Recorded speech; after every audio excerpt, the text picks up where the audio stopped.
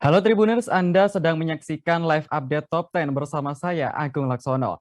Selama beberapa menit ke depan, kami akan menyajikan 10 informasi menarik yang tengah menjadi sorotan.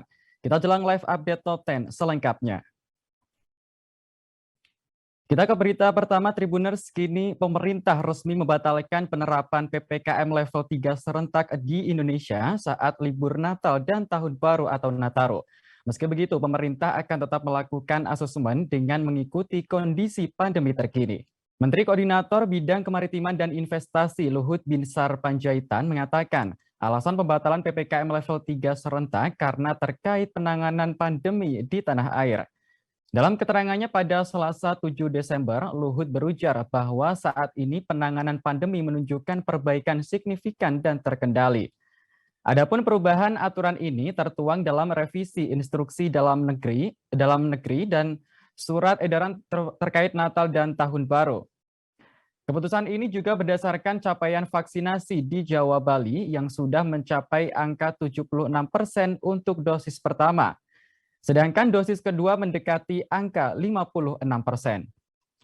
Sementara itu, hasil serosurvei menyatakan bahwa masyarakat Indonesia sudah memiliki antibodi COVID-19 yang tinggi. Meski begitu, penerapan PPKM saat libur Nataru tetap mengikuti asesmen sesuai situasi pandemi yang berlaku saat ini dengan sejumlah pengetatan. Pertama, terkait perjalanan jauh dalam negeri, masyarakat wajib melakukan vaksinasi lengkap dan hasil tes antigen negatif maksimal 1 kali 24 jam sebelum keberangkatan. Bagi orang dewasa yang belum mendapat vaksin lengkap atau tak bisa divaksin karena kesehatan, tidak diizinkan bepergian jarak jauh. Untuk anak-anak dapat melakukan perjalanan jauh dengan syarat melakukan PCR yang berlaku 3 kali 24 jam untuk perjalanan udara atau antigen 1 kali 24 jam untuk perjalanan darat atau laut. Sementara untuk pelaku perjalanan luar negeri wajib menunjukkan hasil PCR negatif maksimal 2 kali 24 jam. Selain itu juga diwajibkan menjalani karantina selama 10 hari di Indonesia. Hal ini dilakukan untuk mewaspadai varian Omikron yang sudah terdeteksi di sejumlah negara. Kedua, soal perayaan Tahun Baru, pemerintah melarang segala jenis kegiatan di seluruh tempat keramaian umum. Untuk operasional mal, restoran, bioskop, dan tempat wisata, hanya diizinkan dengan kapasitas maksimal 75% untuk orang kategori hijau di aplikasi Peduli Lindungi. Terkait perayaan ibadah saat Natal, Kementerian Agama beberapa waktu lalu juga sempat mengeluarkan aturan terbaru. Hal ini tertuang dalam Surat Edaran Menteri Agama Nomor 31 Tahun 2021. Secara garis besar, aturan itu menyatakan bahwa kegiatan ibadah harus dilakukan dengan protokol kesehatan yang ketat.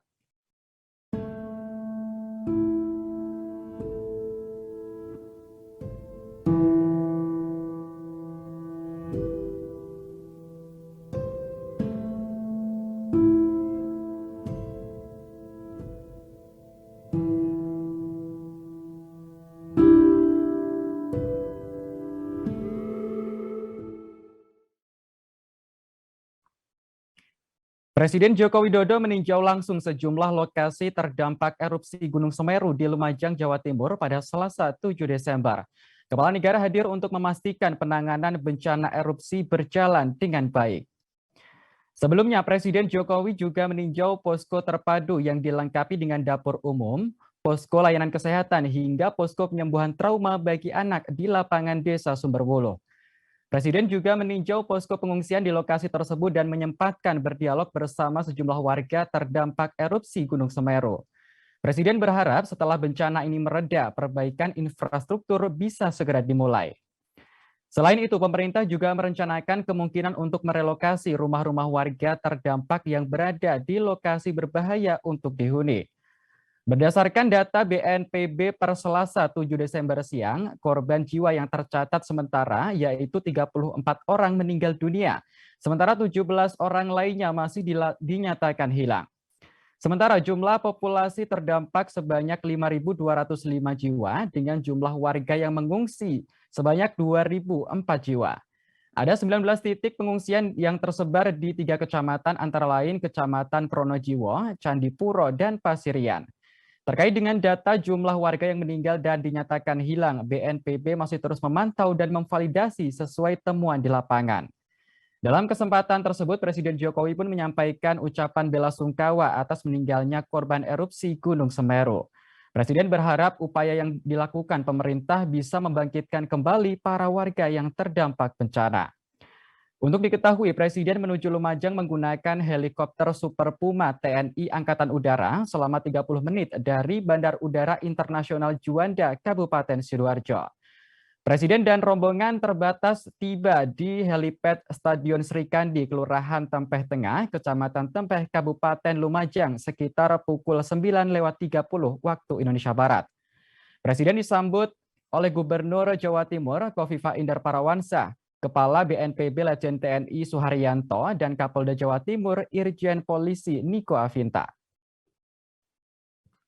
Pertama-tama atas nama pemerintah dan seluruh rakyat Indonesia, saya menyampaikan duka cita yang mendalam atas meninggalnya korban akibat letusan Gunung Semeru di Kabupaten Lumajang, Provinsi Jawa Timur. Pagi hari ini saya datang ke lokasi untuk memastikan bahwa seluruh kekuatan yang kita miliki sudah berada di lapangan untuk pencarian korban yang masih ada, kemudian juga evakuasi, juga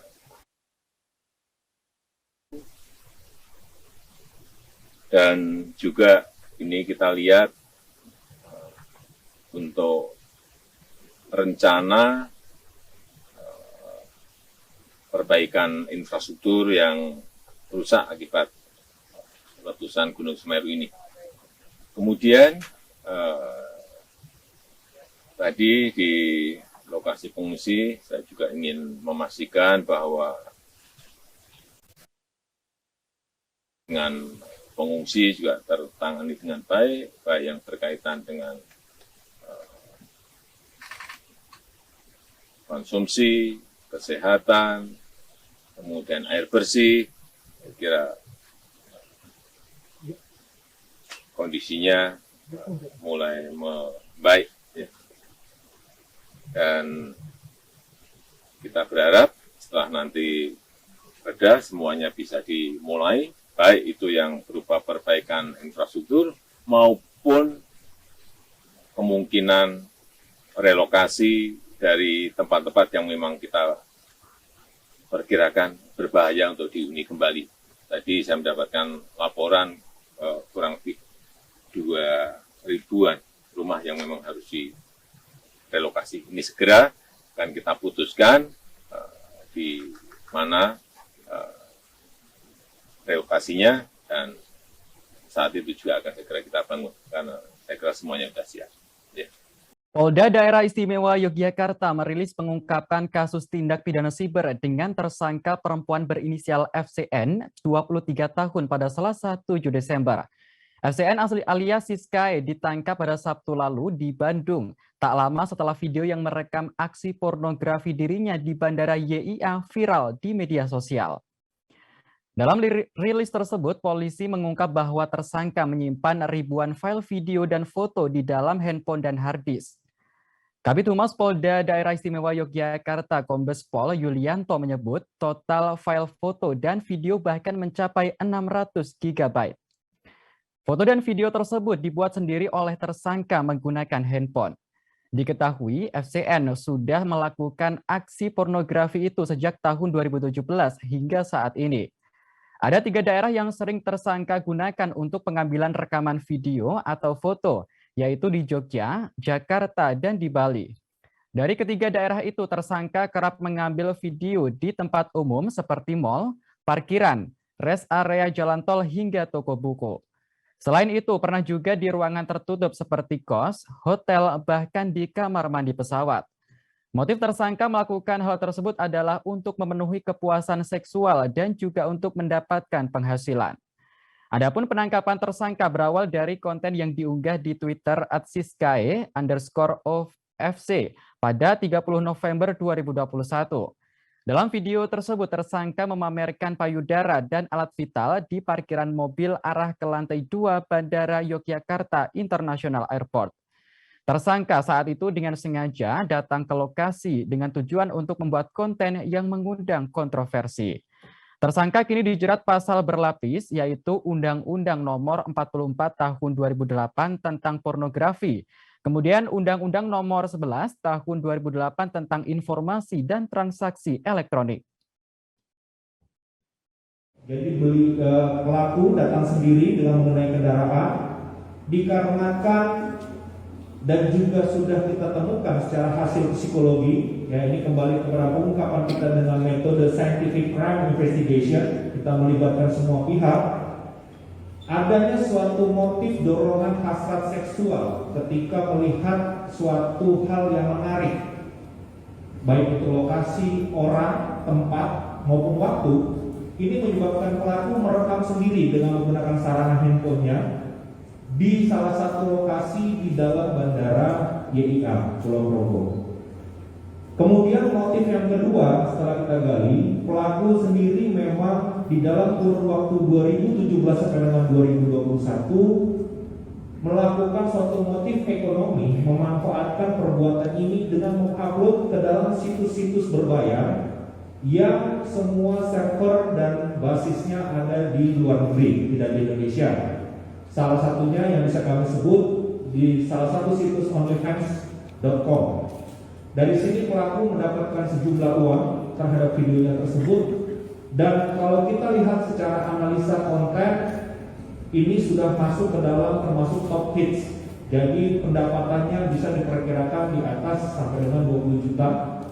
Dan ini hasil juga penelusuran kami bahwa pelaku sudah mendapatkan pendapatan kotor hampir mencapai 2 miliar selama proses 2020 sampai dengan 2021. Oknum dosen Universitas Sriwijaya Unsri berinisial AR resmi ditetapkan sebagai tersangka pada Senin 6 Desember 2021 malam.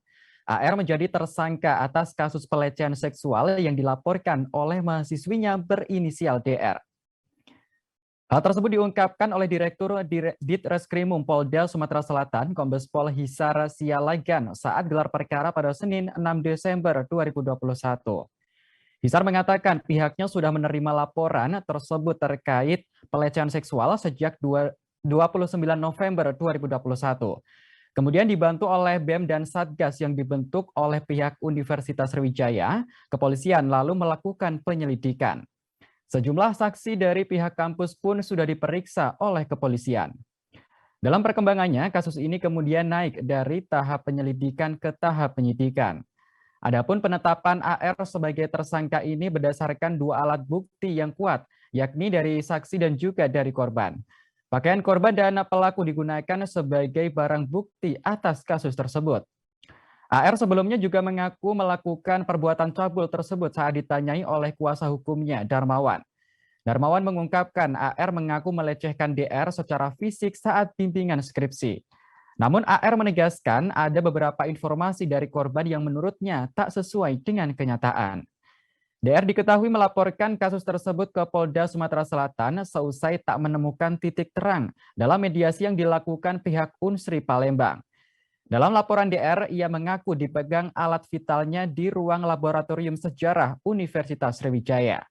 Kini AR resmi ditahan di Mapolda Sumatera Selatan selama 20 hari ke depan untuk penyidikan lebih lanjut per Selasa 7 Desember 2021.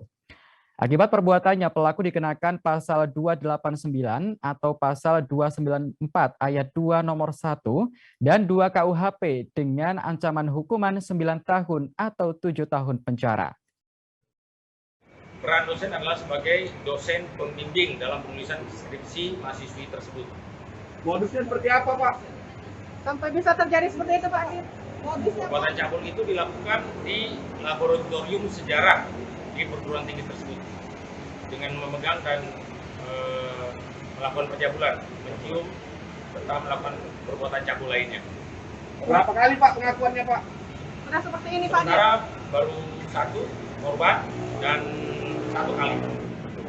Dengan kita rilis ini dimungkinkan juga ada korban-korban lain. Kami mengimbau untuk jangan takut untuk melapor.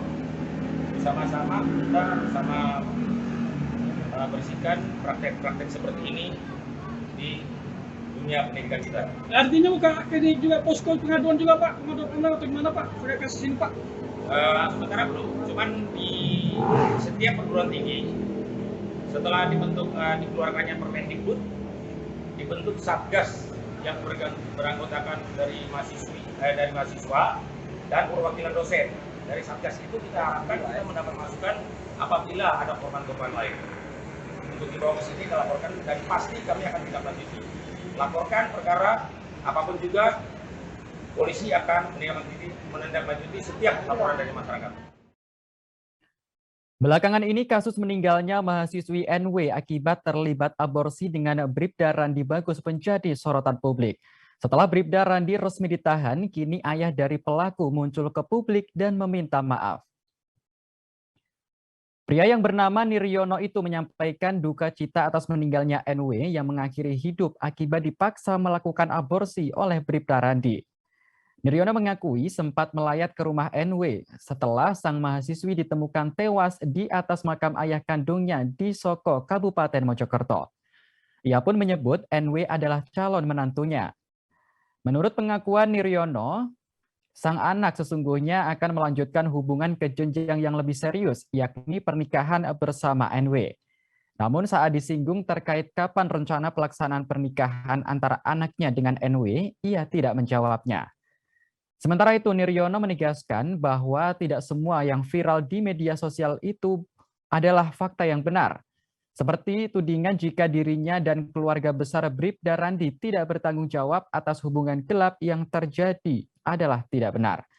Diberitakan sebelumnya, Bribda Randi Bagus Harisasongko ditetapkan sebagai tersangka dan ditahan di Polda Jawa Timur.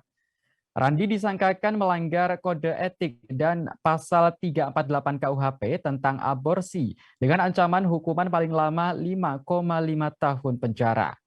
Randi diduga memaksa kekasihnya NW melakukan aborsi 2 kali dalam kurun waktu 2020 hingga 2021. Akibat paksaan itu, NW diduga kuat mengakhiri hidupnya lantaran mengalami depresi.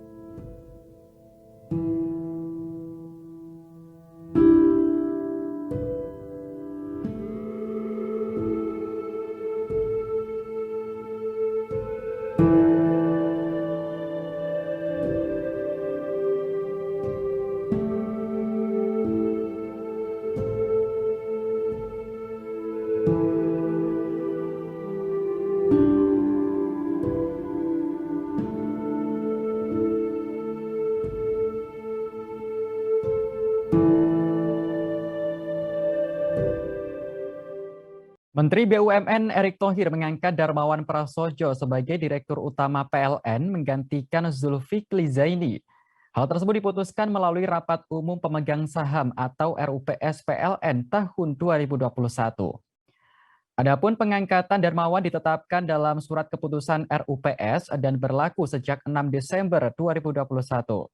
Untuk diketahui, Darmawan Prasojo merupakan seorang politikus yang sebelumnya menjabat sebagai Wakil Direktur Utama PLN. Ia adalah kader PDI Perjuangan dan menjadi tim pendukung pasangan Capres-Cawapres Jokowi JK. Selain itu, Darmawan juga menjadi tim ahli pasangan Jokowi JK yang bertugas memberikan masukan saat debat Capres-Cawapres pada Pilpres 2014 lalu.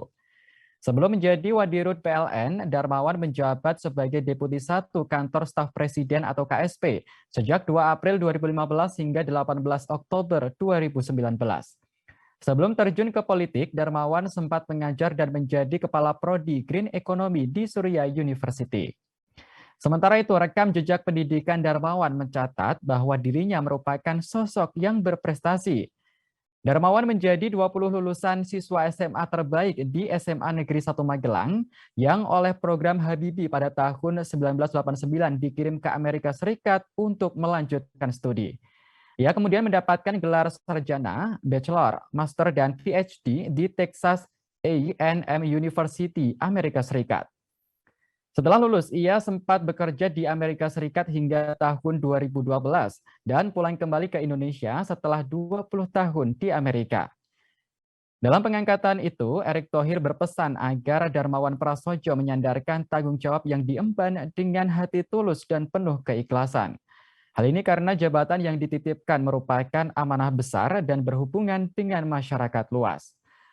Menurut Erick, Zulfikli Zaini yang sebelumnya menjabat sebagai Direktur Utama PLN sejak Desember 2019, dinilai telah memimpin perusahaan yang melayani kebutuhan hidup seluruh rakyat Indonesia ini dengan hati dan keikhlasan.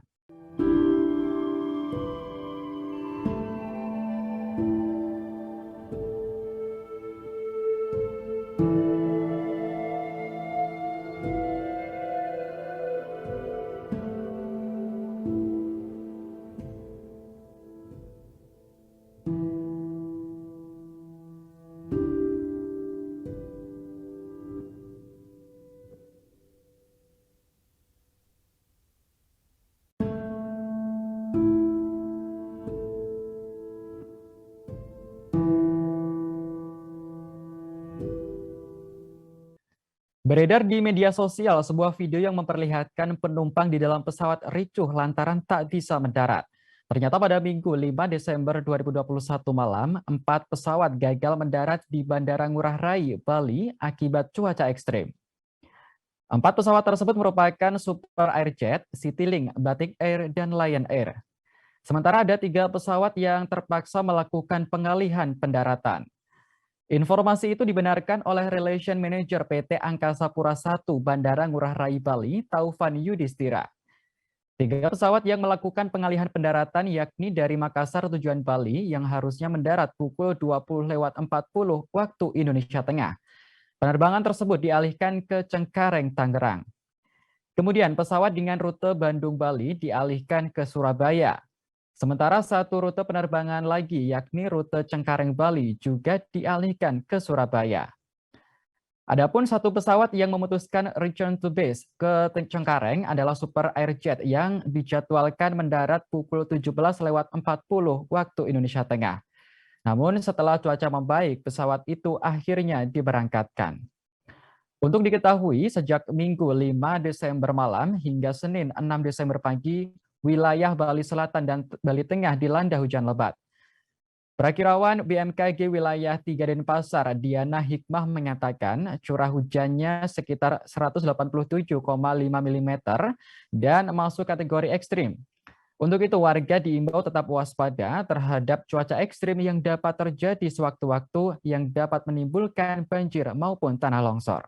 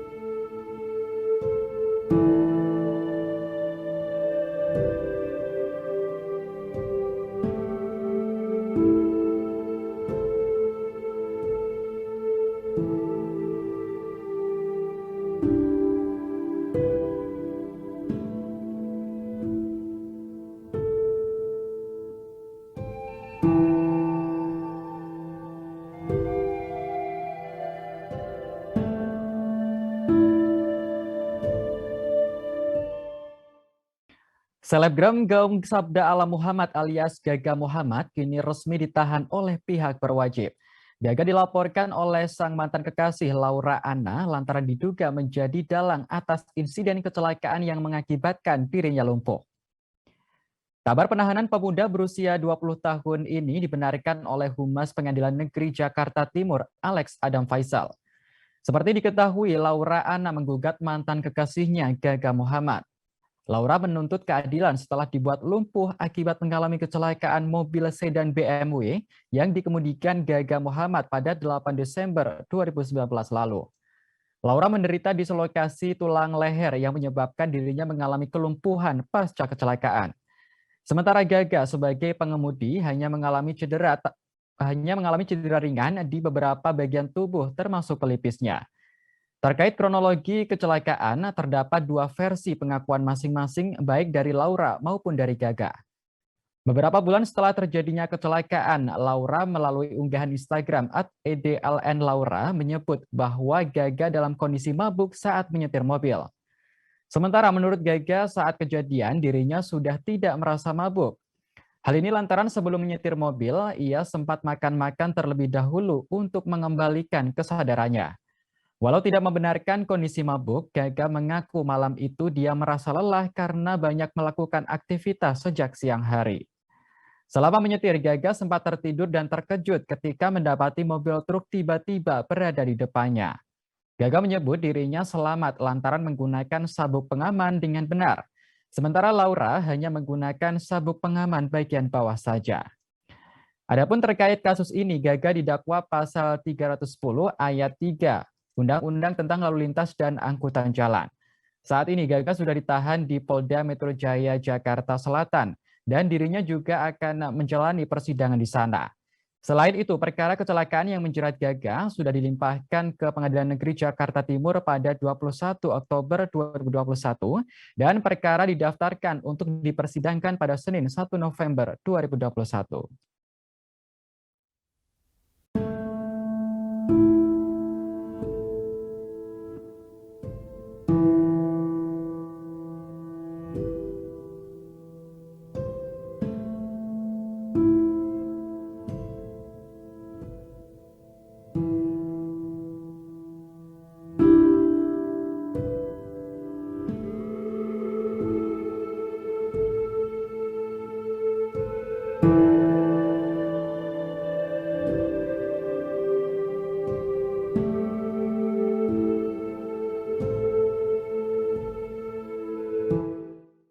Beredar di media sosial sebuah video yang menampilkan sejumlah barang-barang berjatuhan dari lantai 38 apartemen Tamrin Residen Tanah Abang, Jakarta Pusat pada Senin 6 Desember 2021. Dalam video tersebut, penghuni apartemen tampak menghamburkan barang-barang dari atas hingga berhamburan ke jalan raya. Hal tersebut kemudian dikonfirmasi oleh pihak Polsektor Tanah Abang. Kanit Reskrim Polsektor Tanah Abang AKP Haris Ahmad Basuki mengungkapkan, barang-barang tersebut dilempar oleh seorang perempuan penghuni lantai 38. Aksi lempar barang tersebut dilakukan saat si perempuan bertengkar dengan ibunya. Menurut Haris, perempuan tersebut bertengkar dengan ibunya melalui handphone. Dalam penelusurannya, anak perempuan tersebut memang tinggal di lantai 38. Namun saat kejadian, sang ibu sedang tidak berada di apartemen tersebut. Haris lantas menyebutkan pertengkaran tersebut terjadi melalui sambungan telepon. Pernyataan Haris ini sekaligus mengklarifikasi soal narasi video yang menyebut jika barang-barang tersebut dilempar karena pertengkaran pasangan muda-mudi. Dalam video yang beredar, barang-barang seperti baju dilempar dari lantai 38 apartemen Tamrin. Baju-baju tersebut juga tampak berserakan hingga menarik perhatian warga sekitar. Haris mengungkapkan meski video tersebut viral, tak ada laporan keresahan dari masyarakat.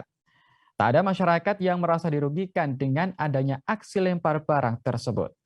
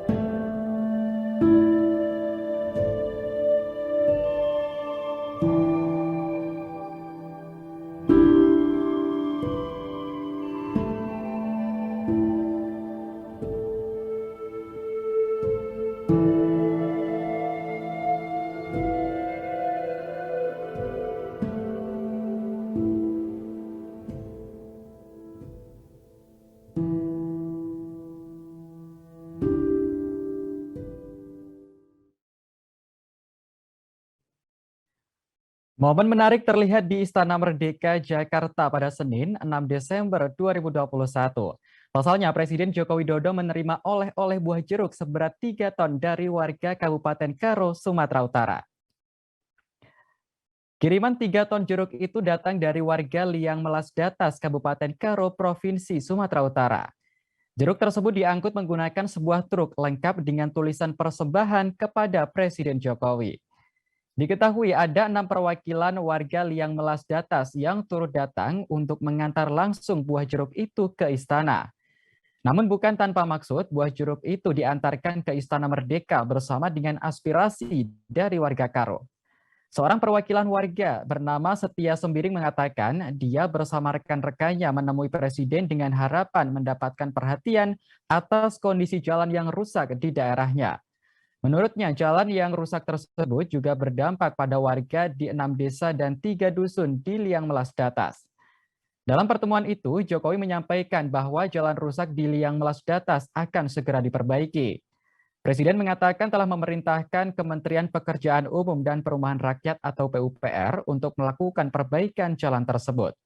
Pihaknya juga telah mengecek langsung di lapangan oleh Balai Besar Pelaksanaan Jalan Nasional atau BBPJN Sumatera Utara pada Minggu 5 Desember 2021.